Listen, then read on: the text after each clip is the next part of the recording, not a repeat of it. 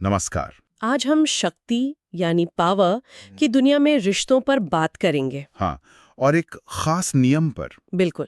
हमारे पास है friends, foes and strategic trust in power से नियम संख्या 2।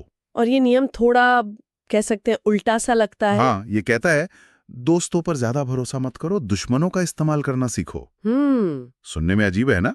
हाँ, क्योंकि हम तो सोचते हैं दोस्ती सबसे भरोसेमंद होते हैं। सही कहा। तो आज हम इसी की तह तक जाएंगे, क्यों दोस्तों पर पूरी तरह निर्भर रहना खतरनाक हो सकता है। और कैसे कभी कभी हारे हुए दुश्मन ज्यादा काम के साबित हो सकते हैं। चलिए समझते हैं इसे। हाँ, ये नियम वाकई सोचने पर मजबूर करता है। और इसकी जड़ मतलब इस बात में है कि ये रिश्तों को सिर्फ भावनाओं से नहीं देखता। अच्छा। नहीं, ये उन्हें रणनीति के चश्मे से देखता है।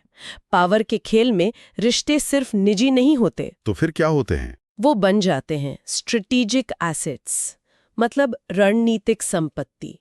ऐसे संसाधन जिनका इस्तेमाल आप अपने लक्ष्य पाने में कर सकते हैं। स्ट्रेटेजिक एसेट्स मतलब रिश्तों को नफा नुकसान के तराजू पर तोलना। हाँ, एक तरह से यहाँ दिल से ज्यादा दिमाग का खेल है। पर क्या इससे रिश्ते खोखले नहीं हो जाते हैं, सिर्फ मतलब के? सवाल तो सही है। देखिए, ये नियम ये नहीं कह रहा कि दोस्ती या भरोसे का कोई मोल नहीं, बिल्कुल है। हाँ। लेकिन जब सत्ता और प्रभाव का खेल चल रहा हो तो ये आगाह कर रहा है, सिर्फ भावनात्मक जुड़ाव पर टिके रहना वो खतरनाक हो सकता है। खतरनाक? दोस्तों से कैसे? हाँ, दोस्तों से जुड़े कुछ खास खतरे होते हैं। पहला है भावनात्मक उलझाव। मतलब? देखिए, दोस्ती में उम्मीदें होती हैं पर वो लिखी हुई नहीं होती है ना। हाँ, सही है। सत्ता के खेल में यही अलिखित उम्मीदें वो मुश्किल खड़ी कर सकती हैं। दोस्त शायद आपसे पक्षपात चाहें। अच्छा। और जब आप निष्पक्ष रहें तो उन्हें लगेगा कि आपने धोखा दिया। ओह, हाँ, ये हो सकता है। दूसरा खतरा है ईर्ष्या। आपकी कामयाबी हो सकता है आपके सबसे करीबी दोस्त को ही सबसे ज्यादा चुभे। भले ही वो दिखाई नहीं। बिल्कुल। और तीसरा, लापरवाही कह सकते हैं।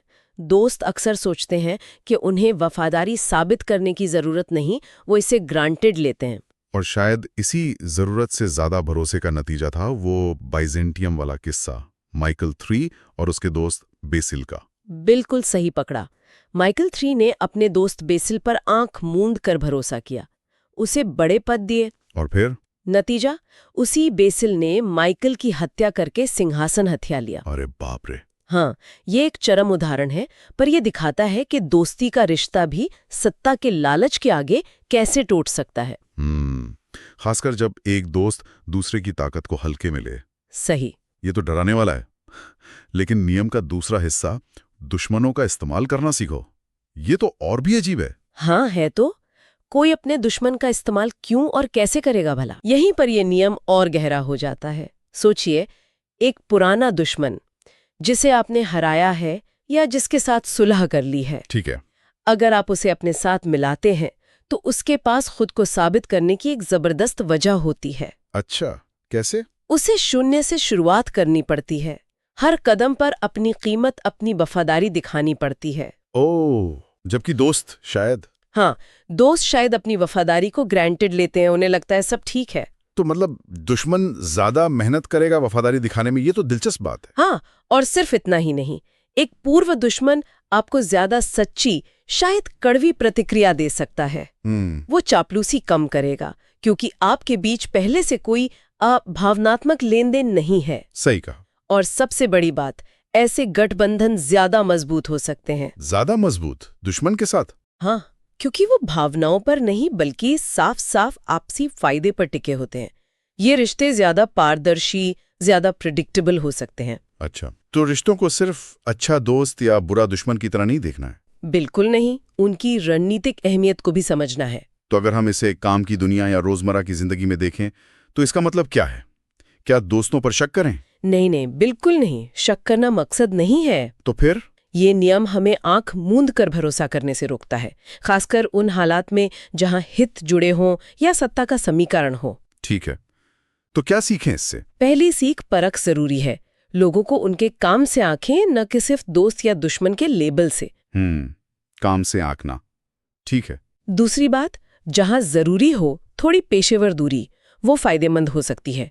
इससे आप रिश्तों को ज्यादा ऑब्जेक्टिव तरीके से देख पाएंगे। अच्छा। और तीसरी, ये याद रखना कि ये नियम हद से ज्यादा निर्भरता के खिलाफ है, हर दोस्ती के खिलाफ नहीं। संतुलन जरूरी है। संतुलन, भरोसे और सावधानी के बीच। तो ये रिश्तों को ज्यादा स्ट्रेटेजिक नजरिए से देखने को कहता है। बिल्कुल। सार यही है कि शक्ति के क्षेत्र में कामयाब होने के लिए रिश्तों को बड़ी सावधानी और समझदारी से निभाना पड़ता है। भरोसा करें लेकिन परख जरूर लें। ट्रस्ट बट वेरीफाई वाली बात यहाँ एकदम फिट बैठती है। और अगर हम इसे थोड़ा और बड़े दायरे में देखें तो ये सिर्फ राजनीति या बड़े कॉर्पोरेट की बात नहीं है। अच्छा। हाँ, ये नियम हमें इंसानी फितरत, महत्वाकांक्षा और रिश्तों की जो उलझी हुई दुनिया है ना, उसकी गहरी समझ देता है। ये दिखाता है कि कैसे हमारे आपसी संबंध अनजाने में ही सही प्रभाव और रणनीति के ताने बाने में बुने होते हैं। बिल्कुल।